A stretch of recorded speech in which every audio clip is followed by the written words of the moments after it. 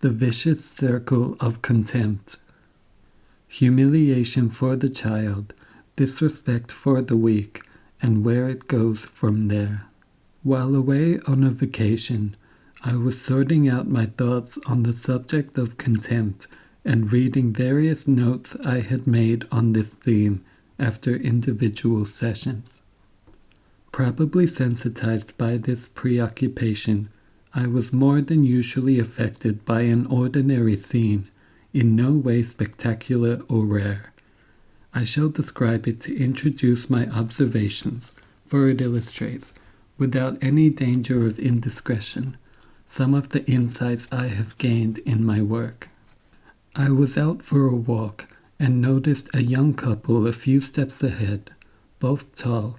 They had a little boy with them, about 2 years old, who was running alongside and whining. We are accustomed to seeing such situations from the adult point of view, but here I want to describe it as experienced by the child. The two had just bought themselves ice cream bars on sticks from the kiosk and were licking them with evident enjoyment. The little boy wanted one too. His mother said affectionately, "Look, you can have a bite of mine. A whole one is too cold for you." The child did not want just one bite, but held out his hand for the whole bar, which his mother took out of his reach again. He cried in despair, and soon exactly the same thing was repeated with his father. "There you are, my pet," said his father affectionately. "You can have a bite of mine." "No, no," cried the child and ran ahead again, trying to distract himself. Soon he came back again and gazed enviously and sadly up at the two grown-ups, who were enjoying their ice cream contentedly. Time and again he held out his little hand for the whole ice cream bar, but the adult hand with its treasure was withdrawn again. The more the child cried, the more it amused his parents. It made them laugh, and they hoped to humor him along with their laughter, too. "Look, it isn't so important. What a fuss you are making." Once the child sat down on the ground and began to throw little stones over his shoulder in his mother's direction. But then he suddenly got up again and looked around anxiously, making sure that his parents were still there. When his father had completely finished his ice cream, he gave the stick to the child and walked on. The little boy licked the bit of wood expectantly, looked at it, threw it away, wanted to pick it up again but did not do so, and a deep sob of loneliness and disappointment shook his small body. Then he trotted obediently after his parents. It seemed clear to me that this little boy was not being frustrated in his oral wishes, for he was being given ample opportunity to take a bite. He was, however, constantly being hurt and frustrated. His wish to hold the ice cream stick in his hand like the others was not understood. Worse still, it was laughed at. They made fun of his wish. He was faced with two giants who supported each other and who were proud of being consistent while he, quite alone in his distress, could say nothing beyond no. Nor could he make himself clear to his parents with his gestures, though they were very expressive. He had no advocate. What an unfair situation it is when a child is opposed by two big, strong adults, as by a wall. But we call it consistency in upbringing when we refuse to let the child complain about one parent to the other. Why, indeed, did these parents behave with so little empathy? Why didn't one of them think of eating a little quicker, or even of throwing away half of the ice cream and giving the child the stick with a bit of ice cream left on it? Why did they both stand there laughing, eating so slowly and showing so little concern about the child's obvious distress? They were not unkind or cold parents. The father spoke to his child very tenderly. Nevertheless, at least at this moment, they displayed a lack of empathy. We can only solve this riddle if we manage to see the parents, too, as insecure children. Children who have at last found a weaker creature, in comparison with whom they can now feel very strong. What child has never been laughed at for his fears and told, "You don't need to be afraid of a thing like that"? What child will then not feel shamed and despised because he could not assess the danger correctly? And will that little person not take the next opportunity to pass these feelings on to a still smaller child? Such experiences come in all shades and varieties. Common to them all is the sense of strength it gives the adult who cannot control his or her own fears to face the weak and helpless child's fear and be able to control fear in another person. No doubt, in 20 years' time, or perhaps earlier if he has younger siblings, our little boy will replay this scene with the ice cream.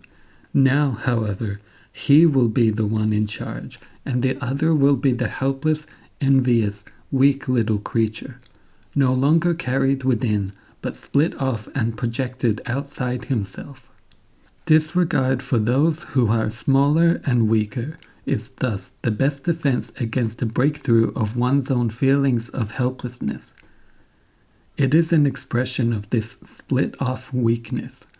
The strong person who, because he has experienced it, knows that he too carries this weakness within himself does not need to demonstrate his strength through contempt. Many adults first become aware of their feelings of helplessness, jealousy, and loneliness through their own children, since they had no chance to acknowledge and experience these feelings consciously in childhood. I've spoken of the patient Peter who was obsessively forced to make conquests with women, to seduce and then abandon them, until he was at last able to experience how he himself had repeatedly been abandoned by his mother. When he also remembered how he had been laughed at by his parents, he consciously experienced for the first time the feelings of humiliation and mortification that were aroused back then.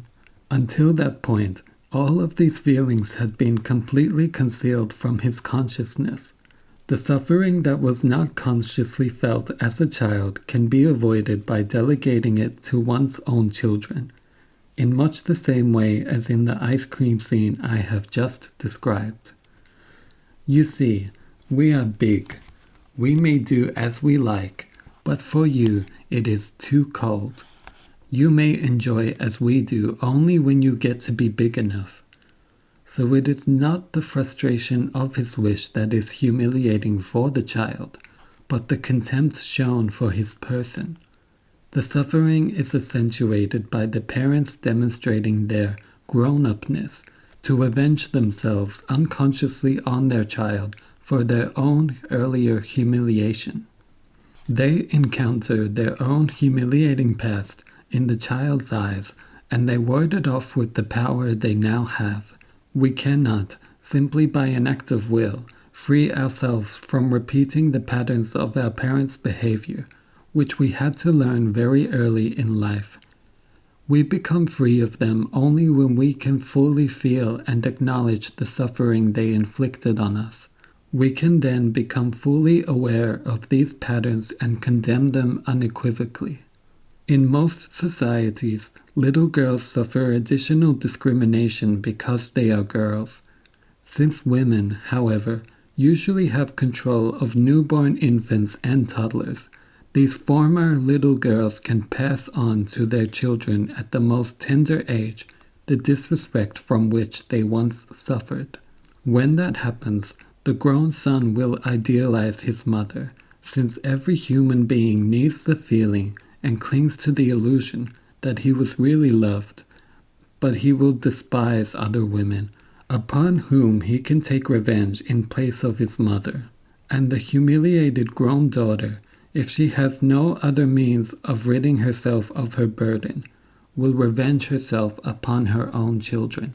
She can do so secretly and without fear of reprisals, for the children have no way of telling anyone, except perhaps later in the form of obsessions or other symptoms, the language of which is sufficiently veiled that the mother is not betrayed.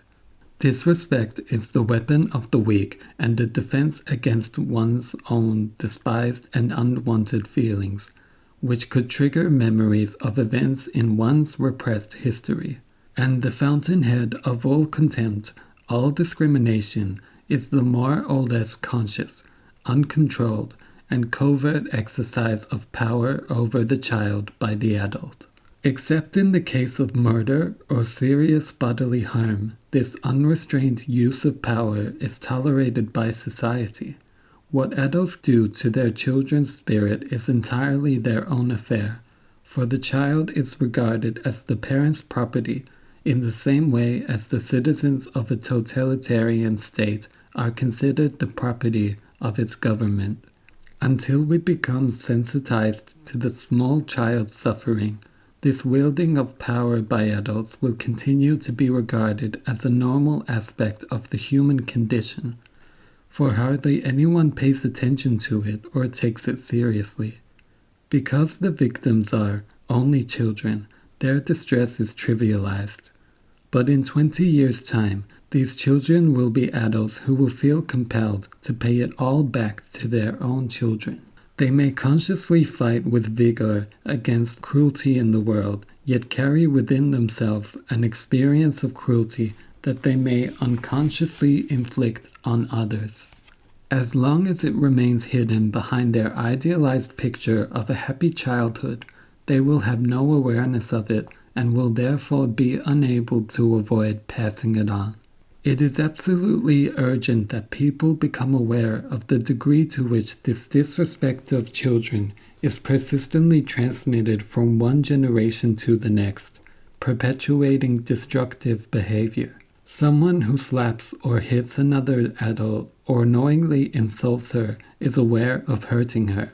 Even if he doesn't know why he is doing this, he has some sense of what he is doing. But how often were our parents and we ourselves toward our own children unconscious of how painfully, deeply, and abidingly they and we injured a child's tender, budding self? It is very fortunate when our older children become aware of what we were doing and are able to tell us about it. We are then given the opportunity to recognize our failures and to apologize. Acknowledging what we have done may help them, at last, to throw off the chains of neglect, discrimination, scorn, and misuse of power that have been handled on for generations. When our children can consciously experience their early helplessness and rage, they will no longer need to ward off these feelings, in turn, with the exercise of power over others. In most cases, however, people's childhood suffering remains effectively inaccessible and thus forms the hidden source of new and sometimes very subtle humiliation for the next generation. Various defense mechanisms will help to justify their actions. Denial of their own suffering, rationalization, I owe it to my child to bring him up properly. Displacement, it is not my father but my son who is hurting me. Idealization, my father's beatings were good for me. And more. Above all, there is the mechanism of turning repressed suffering into active behavior. The following examples may illustrate how astonishingly similar the ways are in which people protect themselves against their childhood experiences, despite great differences in their personality structure and education. A 30-year-old Greek, the son of a peasant and owner of a small restaurant in Western Europe, proudly described how he drinks no alcohol and has his father to thank for this abstinence. Once, at the age of 15, he came home drunk and was so severely beaten by his father that he could not move for a week. From that time on, he was so averse to alcohol that he could not taste so much as a drop, although his work brought him into constant contact with it. When I heard that he was soon to be married, I asked whether he, too, would beat his children. Of course, he answered. Beatings are necessary in bringing up a child properly. They are the best way to make him respect you. I would never smoke in my father's presence, for example, and that is a sign of my respect for him. This man was neither stupid nor cold-hearted, but he had received little schooling. We might therefore nurse the illusion that education could counteract this ongoing process of destroying the spirit. But how does this idea stand up to the next example, which concerns an educated man? In the 70s, a talented Czech author was reading from his own works in a town in Western Germany. After the reading, there followed a discussion with the audience, during which he was asked questions about his life. He answered ingenuously, reporting that despite his former support of the Prague Spring, he now had plenty of freedom and could travel frequently in the West. He went on to describe his country's development in recent years. When he was asked about his childhood, his eyes shone with enthusiasm as he talked about his gifted and many-sided father, who encouraged his spiritual development and was a true friend. It was only to his father that he could show his first stories. His father was very proud of him, and even when he beat him as punishment for some misdemeanor reported by the mother, he was proud that his son did not cry. Since tears brought extra blows, the child learned to suppress them, and was himself proud that he could make his admired father such a great present with his bravery. This man spoke of these regular beatings as though they were the most normal things in the world. As for him, of course, they were. And then he said, "It did me no harm. It prepared me for life, made me hard, taught me to grit my teeth, and that's why I could get on so well in my profession."